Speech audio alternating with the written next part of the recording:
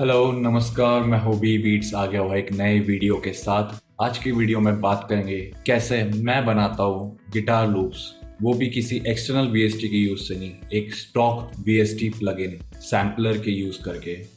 जो सैम्पलर मैं यूज करने वाला हूँ आज की वीडियो में वो एफएल के डिफॉल्ट पैक्स के इंस्ट्रूमेंट सेक्शन में मिल जाएगा। जैज गिटार को मैं काफ़ी हद तक यूज़ करता हूँ और आज के ट्यूटोरियल में भी मैं उसी गिटार को यूज़ करके मेलोडी बनाना सिखाऊंगा।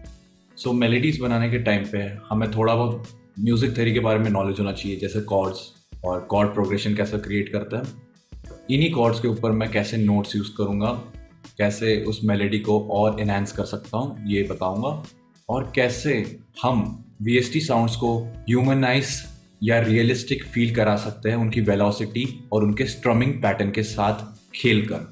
और अगर आपको मेरा कंटेंट पसंद आए तो ज़रूर सब्सक्राइब कीजिए और शेयर कीजिए।